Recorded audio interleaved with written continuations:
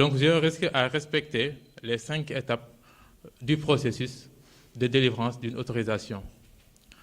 Et préalablement, donc il faut, si le drone est équipé de caméras, il faut une autorisation du ministère de l'Intérieur pour que la personne puisse venir à l'ANACIM avec tous les documents du ministère, le ministère qui lui donne une dérogation, comme il y a un arrêté 2014, du 29 avril 2014 qui interdit l'utilisation en public de drones équipés de caméras.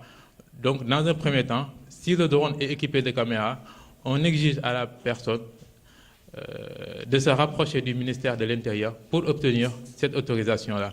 Et ensuite, c'est à partir de ce moment-là que l'ANACIM va allouer des ressources nécessaires pour donner l'autorisation d'exploiter le drone à cette personne-là.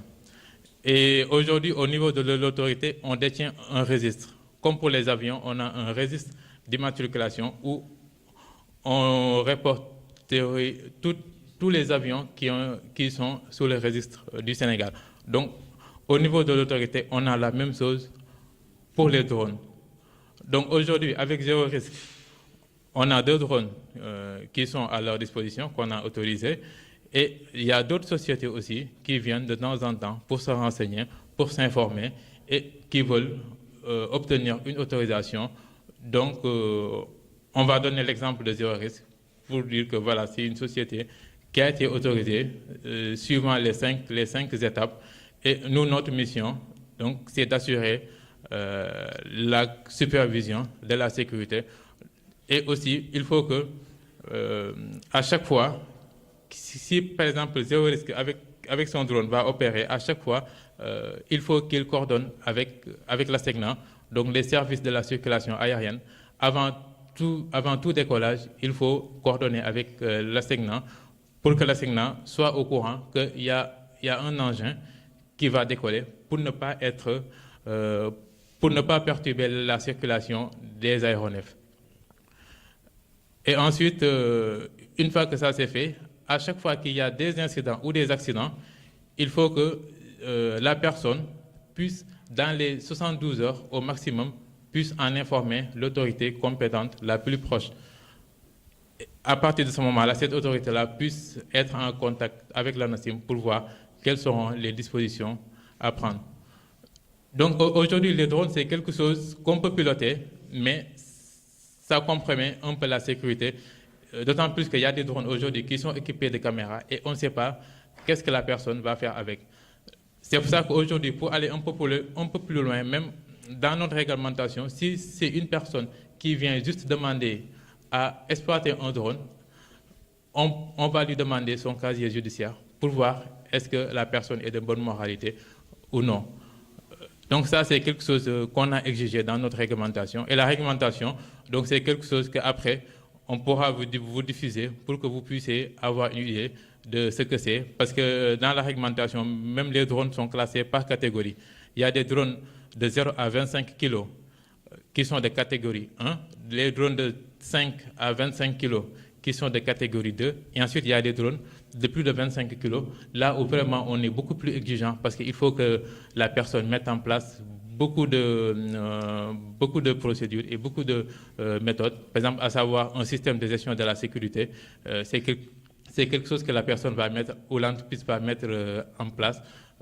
Donc c'est vraiment classé par catégorie. Et nous, c'est quelque chose que voilà, à chaque fois on a des procédures pour dire que pour telle catégorie, c'est ça qu'on applique, pour telle catégorie, c'est ça qu'on applique. Et franchement, avec Zéro Risque, donc c'est une expérience qui a réussi. Et je félicite leur directeur général, M. Diagne, qui a vraiment eu tous les papiers nécessaires pour pouvoir opérer en toute sécurité ces 2 types de drones. Et donc avec mon collègue Cheikh Tidiane Sidibé, qui est le chef du département opération et licence. Et donc en parlant de licence, aujourd'hui, à partir de 2022, toutes les personnes qui veulent opérer un drone doivent détenir une licence. Aujourd'hui, par exemple, il y a des personnes qui ont des attestations de formation. Ça, actuellement, on peut reconnaître ces attestations de formation si l'école qui a délivré cette attestation est reconnue. Par contre, à partir de 2022, il n'y aura plus d'attestation. Il faut une licence de télépilote délivrée par l'autorité ou validée. Parce qu'aujourd'hui, par exemple, le Bénin peut délivrer une attestation de télépilote qui sera reconnue au Sénégal. La France peut délivrer une autorisation qui sera reconnue au Sénégal. Et pour votre information, aujourd'hui, le seul pays qui délivre des licences, c'est les États-Unis. Donc, c'est que les États-Unis aujourd'hui qui délivrent des licences de télépilote. Et au Sénégal, récemment, on a amendé notre réglementation sur les licences pour intégrer les licences de système d'aéronefs télépilotés. Et c'est à compter du 4 octobre 2022 que tous les détenteurs de télépilotes de drones doivent avoir une licence pour pouvoir opérer en toute sécurité leurs drones. Donc, je vous remercie de votre attention et si vous avez des questions concernant la réglementation, concernant les procédures, le processus d'autorisation, n'hésitez pas à nous contacter pour plus de clarté. Merci beaucoup. Est-ce qu'il a bien mérité ses félicitations? Est-ce qu'il a bien compris sa leçon? Donc, ce sera à lui de le démontrer. Et juste après son discours, nous procéderons à la remise de l'autorisation. Je vais pas vous entretenir au nom de Géorisque parce que mon collègue l'a déjà fait, mais plutôt parler au nom de l'association qui vient d'être créée. Donc, au passage, nous remercions vraiment toutes les autorités qui sont présentes et surtout l'ANACIM qui nous a accompagnés tout au long de ce processus. Alors, moi, mes mots sont juste par rapport à l'association qui a été créée. Monsieur le représentant du ministère de l'Intérieur, messieurs les représentants de l'Agence nationale d'aviation civile et de la météorologie, monsieur le président de séance, Dr Jacques André-Nyon, mesdames, messieurs les journalistes, chers invités, j'éprouve un réel plaisir et une grande fierté de me tenir devant vous pour porter à votre connaissance de la création de l'association des professionnels et amateurs de drones, l'APAD. Alors, l'APAD a été créée, comme vient de le souligner le représentant de Géorisque, suite à un constat, celui de la méconnaissance au Sénégal de la technologie des drones. Alors, celle-ci est balbutiante dans notre pays, pendant que dans d'autres, elle fait partie intégrante du paysage numérique et économique. C'est le cas, par exemple, au Rwanda, qui abrite le premier drone-port au monde. Mais savons-nous seulement toutes les possibilités qu'offrent les drones? Pour le savoir, nous devons remonter à la première utilisation du drone, à savoir militaire, pour notamment l'élimination de cibles stratégiques sans mettre en danger les pilotes. À présent, son utilisation n'est pas que militaire. En effet, les drones équipés de caméras peuvent tourner des films et des documentaires. Ils peuvent atteindre des zones de conflit et d'épidémie pour faire des reportages sans mettre les reporters en danger. Il ne s'agit pas de simple application de nouvelles technologies, mais d'une révolution dans l'information qui peut aboutir à des systèmes de gestion agricole plus précis et plus efficaces. Les drones sont aussi appelés véhicules aériens sans pilote, mais aussi systèmes aériens sans pilote. Et dans cette dénomination de système aérien sans pilote, ceci intègre l'appareil, le logiciel et les autres composantes, le capteur et les autres composantes. Parmi les applications, on peut en citer la cartographie, les régimes fonciers et aménagement du territoire, l'inspection, le suivi, la surveillance, la livraison de marchandises dans certains pays développés, l'assurance, l'évaluation des dommages causés aux cultures, aux infrastructures. La technologie des systèmes aériens sans pilote a plusieurs applications importantes dans l'agriculture. Dans l'agriculture, on peut noter par exemple le dépistage, la surveillance des cultures, l'évaluation du volume de la vigueur des cultures, l'inventaire, le comptage des plants, la production de cartes de prescription, par exemple des recommandations relatives à des dosages précis d'engrais, de composants azotés pour des emplacements spécifiques, la pulvérisation, de précision, donc l'inspection des infrastructures agricoles, y compris les systèmes d'irrigation, la cartographie en haute résolution et autres. Contrairement aux satellites, donc, les drones sont équipés de capteurs appropriés, capables de produire des données de télédétection presque en temps réel, sur le terrain sans le retard lié à l'acquisition de données par imagerie satellite. Contrairement aux satellites, les drones peuvent voler et enregistrer des images en très haute résolution sur la couverture nuageuse et aux intervalles de temps voulus. C'est précisément cette facilité et cette vitesse d'acquisition des images par drone qui offre le plus grand potentiel pour améliorer la réactivité des agriculteurs face à la nécessité d'intervenir dans les champs cultivés. Le déploiement de la technologie des drones en Afrique est confronté à plusieurs défis qu'on peut classer en 4.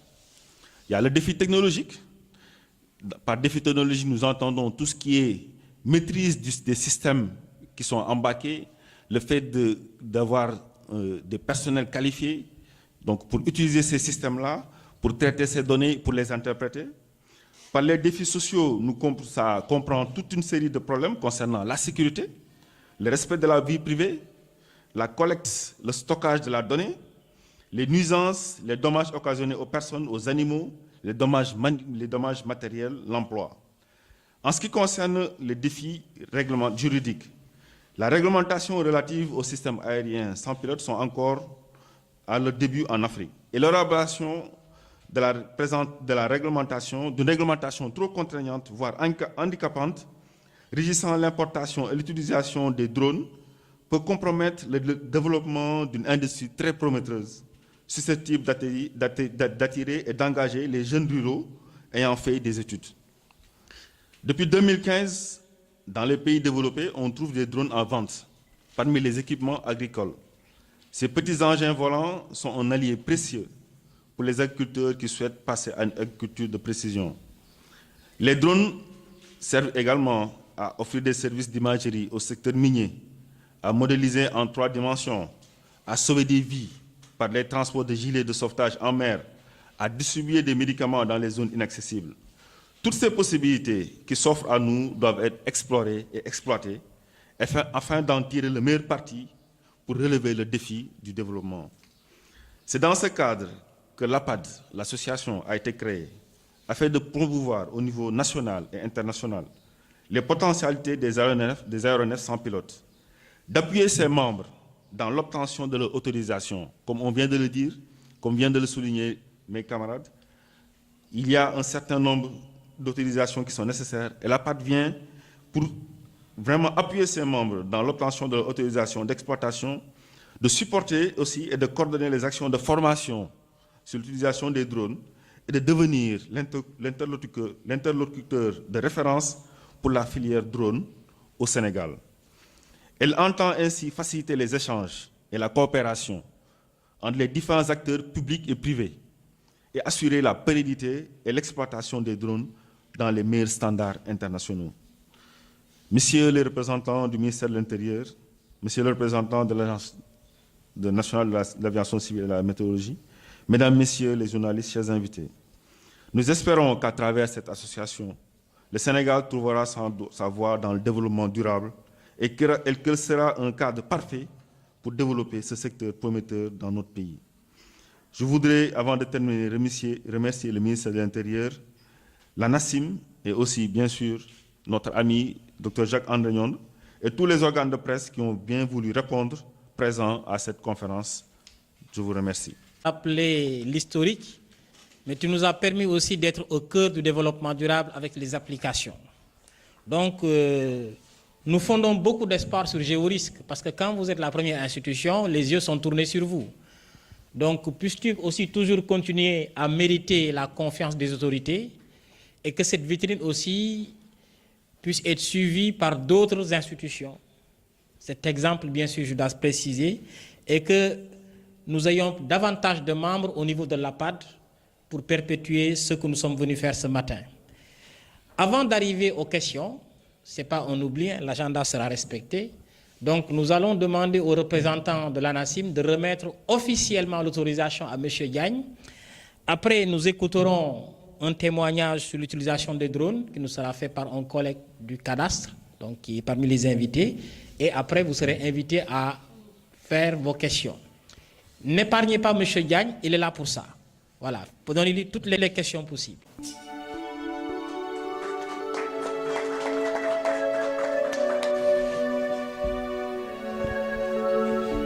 présenter M. Ibrahim Koné, chef de la section des grands travaux à la direction du cadastre. Donc, je suis venu représenter le directeur qui m'a demandé d'expliquer un peu comment ça se passe, parce que chez nous, l'utilisation du drone a été effectivement révolutionnaire, parce que depuis 2016 qu'on utilise les drones. Donc, il m'a demandé de m'entretenir avec vous pour vous expliquer un peu effectivement ce qu'on a eu à faire depuis 2016 jusqu'à présent. Donc voilà, de procéder à des élaborations de plans. Donc Dakar a été survolé. Donc c'est pour un peu réconforter ce qu'a dit Monsieur Diagne, un tout petit peu. Donc ça veut dire que avant d'effectuer un vol, effectivement, avant d'effectuer un vol, on appelle d'abord la SECNA par un numéro qui nous a été remis par la SECNA pour lui dire que dans tel secteur, on va intervenir dans tel secteur et avec l'appareil, donc la hauteur de vol sera de 75 à 750 mètres. Donc on lui dit la hauteur de vol, parce que nous, avec les données topographiques qu'on utilise, on a une précision qui est requise. La précision doit être inférieure à 5 cm, qui nous permet vraiment de travailler sur les plans et puis d'être dans les tolérances qui sont requises pour le cadastre. Donc depuis 2016, tous les levées qui ont été effectués, Dakar a été couvert à hauteur de 23% de couverture par les drones. Et puis toutes les autres régions aussi, suivant les demandes, même les demandes des particuliers, on intervient pour faire effectuer des levées par les drones. Voilà, donc je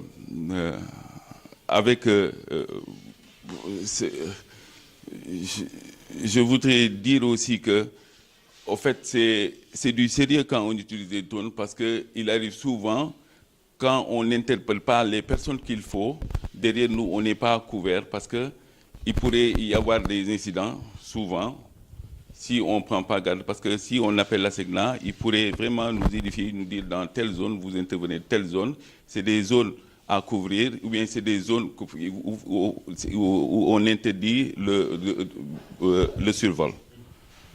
Voilà, donc le directeur du cadastre m'a demandé de venir vous dire que, bon,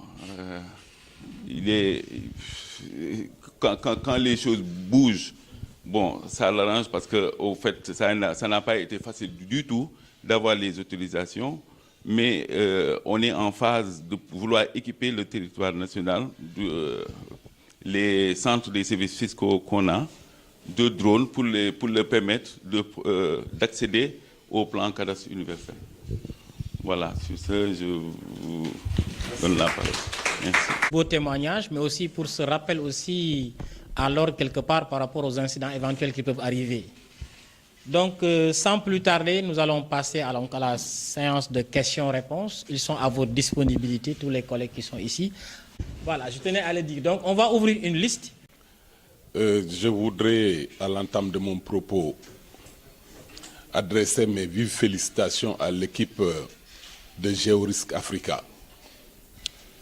Je les félicite d'avoir osé investir un secteur qui est à la pointe de la technologie, mais un secteur délicat. Je crois que c'est cette délicatesse qui a expliqué la frilosité, entre guillemets, des autorités. Parce qu'en fait, il y a un problème de sécurité qu'il faut tenir en considération. Et le lieutenant Diop nous en a parlé, et M. Samb de l'ANASIM aussi nous en a parlé. Je crois que c'est un outil très important dans le développement de notre pays. Et ça permettra très certainement de régler un problème qui était récurrent, le problème de l'aménagement du territoire. Parce qu'en fait, on a toujours été confronté à la photographie des zones de terroir et des autres zones pour mieux appréhender l'aménagement du territoire. Donc c'est un outil extrêmement important.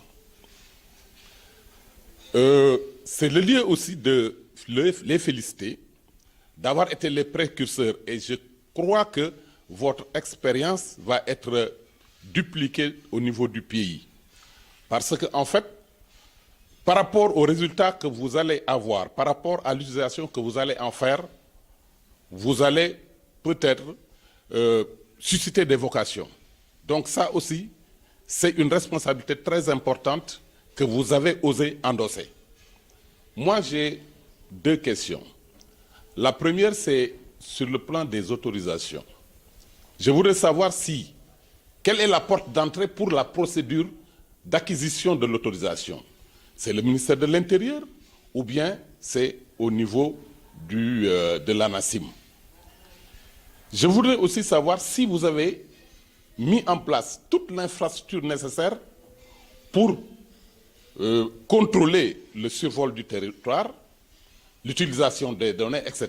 Et ça, c'est surtout pour le ministère de l'Intérieur, eu égard à certain nombre de risques qu'un utilisateur mal intentionné pourrait avoir par rapport à l'utilisation de ces drones. Comme tu l'as dit, Jacques, M. Samba a fait du renforcement de capacité. J'avais plusieurs questions, mais beaucoup de ces questions ont été répondues. Je vous remercie beaucoup. Je vais emboîter le pas à mon aîné. Je félicite M. Diagne, qui est le directeur de Géorisque, un ami de longue date avec lequel on travaille. Moi, je me présente, je suis Radi Tchamirou,